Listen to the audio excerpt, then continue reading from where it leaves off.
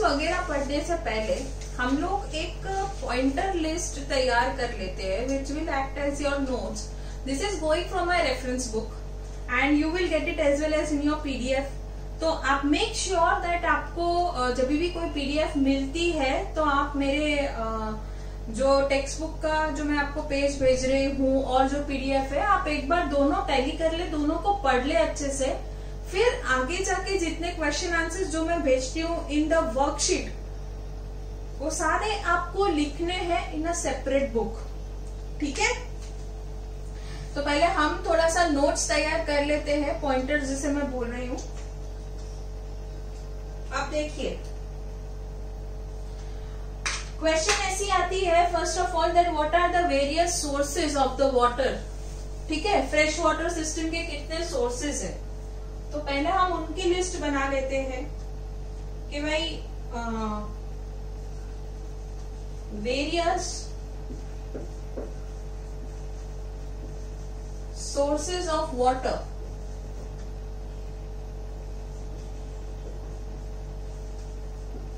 Which are available to us are rain,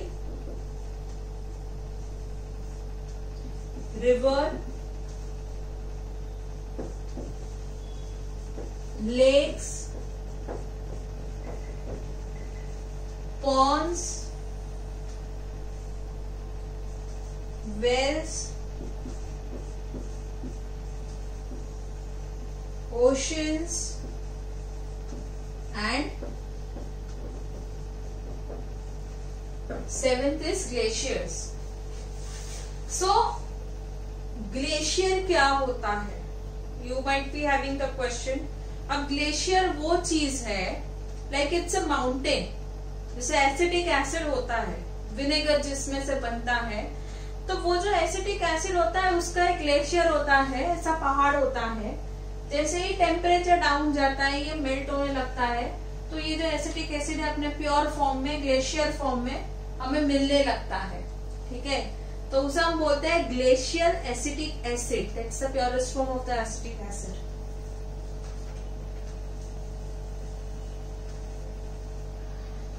सो अभी आपको पता चल गया होगा कि दैट व्हाट आर ग्लेशियर्स. जो पहाड़ होते हैं उन्हें हम कभी कभी ग्लेशियर्स कहते हैं. ठीक है. तो ये हमारे वाटर सोर्सेस है अभी, और इनमें से हम पानी ले सकते हैं. एक्सेप्ट ओशन, हम सारे पानी यूज कर सकते हैं. ओशन का हमें ट्रांसफर करना पड़ेगा from saline water to fresh water. ठीक है. अब दूसरा हमें ये ऐसा क्वेश्चन आता है कि justify why rain is important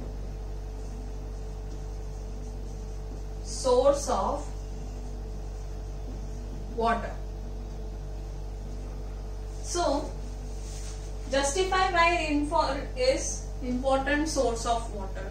So we need to make that thing very clear. ये हम आराम से लिख सकते हैं कि भाई रेन जो होती है, अगर वाटर साइकिल डिस्टर्ब होती है और अगर नहीं आएगा तो वेजिटेशन ग्रो नहीं होगा, then there will be scarcity of water. तो हमारा जो बेसिक एसेंशियल नेसेसिटी है वही काम नहीं करेगा. सो सर्वाइवल हमारा डिफिकल्ट हो जाएगा. ठीक है. So likewise we can justify it. पर अगेन मेरा और एक क्वेश्चन है, रेनफॉल सफिशिएंट है फिर भी लोगों को क्यों पानी नहीं मिलता है. Why there is a scarcity of water in spite of having so much of rainfall. Kerala में सबसे ज्यादा रेनफॉल आता है लेकिन फिर भी there is scarcity of water over there. So why? So let's understand the reason behind that first of all.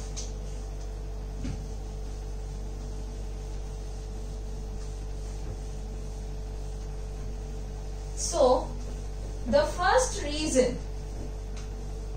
why there is scarcity of water or why we can't meet the demands of the people in terms of water. So the first reason what I have is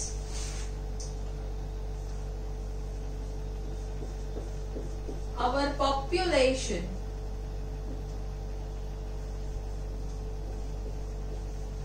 is increasing rapidly. इस point पे मैं आपको बहुत एक अच्छी चीज बताना चाहती हूँ. हम कहते हैं सेंसस कैलकुलेशन. सेंसस कैलकुलेशन का मतलब होता है कि जितने लोग हैं इंडिया में, हम बोलते हैं ना इंडिया का पॉपुलेशन ये है, गुजरात का ये है, अहमदाबाद का ये है. So this is census calculation of the people. जब ये होता है तो ये कितने इंटरवल में होता है? First of all census calculation या तो 3 या 5 साल में होता है, कि उसको करते ही उतने साल लग जाते हैं. प्रॉब्लम ये होती है. अब समझ लो, मैंने फरवरी में सेंसस कैलकुलेशन के हिसाब से स्टैटिस्टिक मेरे पास आया कि फलाना ढींगा एरिया में, लेट्स एक एरिया ले लेते हैं नारायणपुरा. अब नारायणपुरा में 1 लाख लोग रह रहे हैं. ठीक है, तो मैं क्या करूंगी? अच्छा, 1 लाख लोग रह रहे हैं तो हर एक बंदे के हिसाब से एक बंदे को 10 लीटर पानी काफी है. 1 lakh people are there, right? अभी एक जन को 10 लीटर काफी है, मतलब यहाँ पे मुझे 10 लाख लीटर पानी देना है. ठीक है, ये मेरा बैठ गया कैलकुलेशन. अब मैं क्या करूंगी? I will just give the water 10 litre पर पर्सन. ये मेरा स्टैटिस्टिक तब तक चलता रहेगा जब तक मेरे पास दूसरा सेंसस नहीं आता. अब 3 साल के बाद मेरे पास जब दूसरा सेंसस आता है, तब वो ये बताता है कि ये जो 1 लाख लोग थे ना, वो फर्स्ट ईयर के एंड में ही 20,000 बढ़ गए.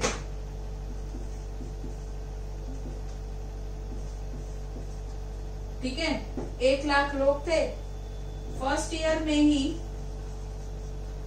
20,000 लोग बढ़ गए. अब 20,000 लोग जब बढ़ते हैं तो हमें इंटू 10 पानी का कैपेसिटी भी तो चाहिए. तो कितना होगा? तो it will be 2 lakh litres, right? Next year मानो कि और 10,000 बढ़े, इंटू 10 और दैट इज 1 लाख लीटर. और उसके नेक्स्ट ईयर भी हम ले लेते हैं कि 10,000 ही बढ़े, into 10 is equal to 1 lakh litre. तो इसका टोटल क्या आता है? 4 लाख लीटर. ओके, अब ये मैंने कैलकुलेशन क्यों किया? आपको ये चीज समझाने के लिए कि पहले जब सरकार ने हमें पानी दिया, वो हमें इसके हिसाब से 3 साल तक पानी दिया उन्होंने. मतलब कि 1 लाख लोग हैं तो 10 लाख लीटर काफी है. लेकिन अभी तो 1,20,000 है, तभी भी पानी तो 10 लाख ही आ रहा है. मतलब वहां पे हमें 2 लाख की स्कैर्सिटी पड़ रही है, 2 लाख लीटर की. Again at the end of 3rd year भी गवर्नमेंट हमें 10 लाख ही पानी दे रही है, 10 लाख लीटर का ही, लेकिन हमें और 4 लाख लीटर चाहिए. तो जब तक उनके पास सेंसस नहीं आता है नया, तब तक वो कैलकुलेशन नहीं होगा और तब तक इसीलिए हमें स्कैर्सिटी ऑफ वाटर हमेशा रहेगी. तो अब हमें पानी चाहिए, तो हमारी जो फर्स्ट प्रॉब्लम है that is our population is increasing rapidly. इसलिए कैलकुलेट करके हर एक का नीड सफाइज करना थोड़ा डिफिकल्ट पड़ जाता है. ठीक है, अभी दूसरे प्रॉब्लम की तरफ आते हैं.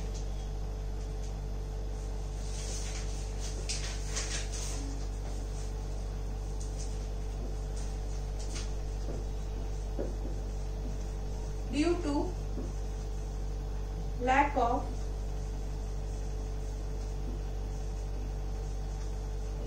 sufficient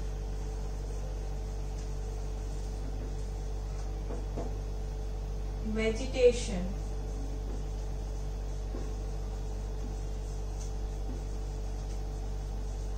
cover on ground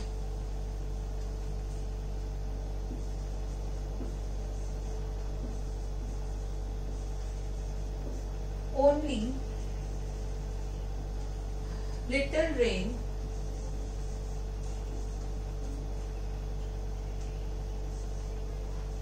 seeps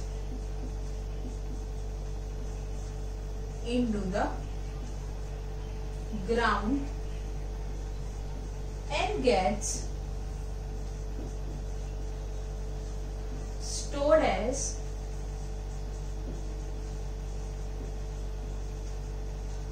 ground water. अभी इसका मीनिंग क्या हुआ कि भाई वेजिटेशन कम है। देखो वेजिटेशन कम होता है ना, तब पानी का पर्कोलेशन इन द ग्राउंड, पानी का ग्राउंड में अंदर उतरना भी कम हो जाता है।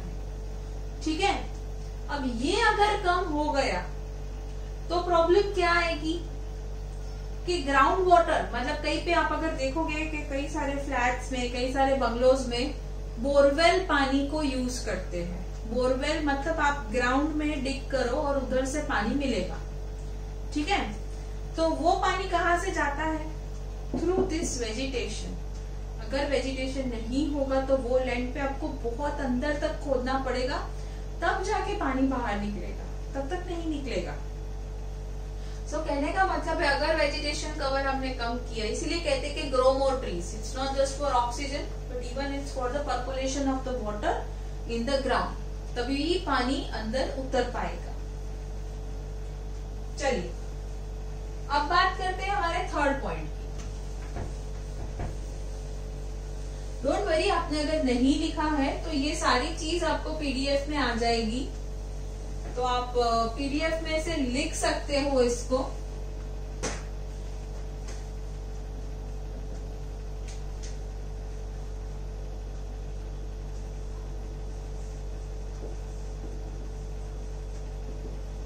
High yielding varieties of crops require much more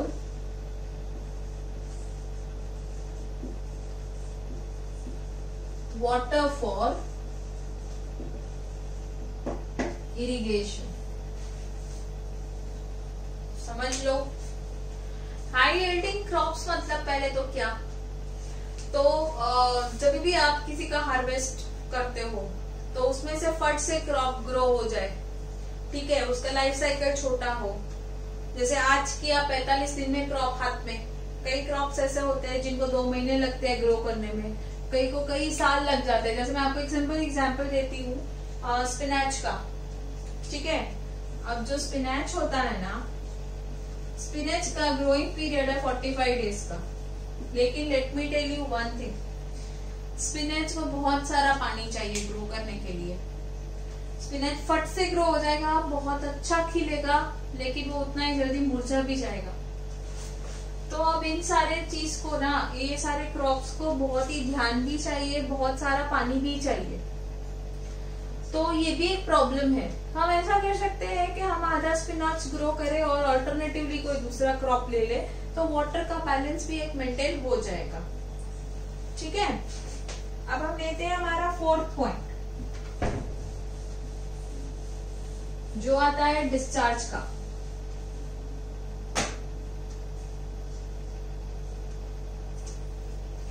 अभी सिंपल है कि अगर आप if you discharge of untreated water in, अच्छा चलो लिख ही देते हैं, in rivers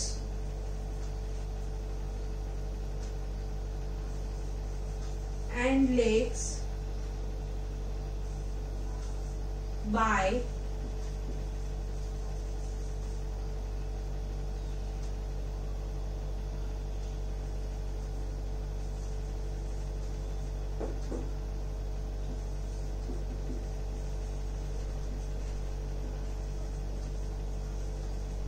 Okay. Discharge of untreated water in rivers and lake from sewage and industrial waste. Sewage system जो हमारा घर का नाला होता है, हमारी इंडस्ट्री में जो वेस्ट निकलता है, वो सब कई बार क्या होता है, उसकी ट्रीटमेंट बहुत ही महंगी होती है। तो कई इंडस्ट्रीज वाले वो ट्रीटमेंट नहीं करते, बस ऐसे ही रात को अपना पानी छोड़ देते हैं इन द रिवर। तो आप सुबह देखोगे तो कई बार ऐसे न्यूज आते हैं कि भी पानी लाल है या नीला है, ऐसा भी होता है। These are the chemical, these are the toxins which are been released in the river. तो इसकी वजह से भी फिर वो क्या होता है, पूरा रिवर ट्रीट करना पड़ता है। तो इसकी वजह से भी क्या होता है कि सारा मतलब रिवर का पानी खराब हो जाता है। फिर धीरे धीरे ट्रीटमेंट करके फिर हम उसको यूज कर सकते हैं। सो तब तक तो पानी का स्केर्सिटी राइज हो गया ना। तो this also happens. The last point, last is lifestyle, और वो भी अर्बन एरिया की। आपको पता है गांव में हमेशा पानी का इस्तेमाल बहुत कम होता है। उन लोग का ऐसा नहीं होता है कि नल चालू रखा और कुछ ना कुछ काम साइड बाय साइड किया और फिर जो नल का पानी जा रहा है उसका कोई हिसाब ही नहीं है। नहाने बैठे हो, हमको पता है नहाने में हमको सिर्फ 2 बाल्टी पानी इनफ होता है। मैं तो शावर के नीचे नहाऊंगा, लेकिन आपको पता ही नहीं है शावर के नीचे कितना पानी जाता है, right? So these are the very small habits we have in our urban areas that due to which even the water is being used more, और जिससे ये scarcity rise होती है। So these are the 5 main points which I wanted to discuss with you. ठीक है? अब dams के बारे में सिर्फ मैं आपको एक इंट्रोडक्शन दे देती हूँ, उसके बारे में डिटेल में हम बात करेंगे in my next lecture. Dams जो होते हैं वो बहुत सारी कंट्रीज में कंस्ट्रक्ट होते हैं। It is common factor in all over the world. हमारे यहाँ पे भाखरा नांगल डैम है, उसके बाद we have our Narmada dam, Narmada river है, नर्मदा कैनाल है, फिर सरदार सरोवर डैम है हमारे यहाँ पे। अब एक कहानी है इसके पीछे भी। सरदार सरोवर डैम जब बन रहा था तब काफी सारे लोग ने उथल पुथल मचाई थी कि इस डैम को मत बनाओ।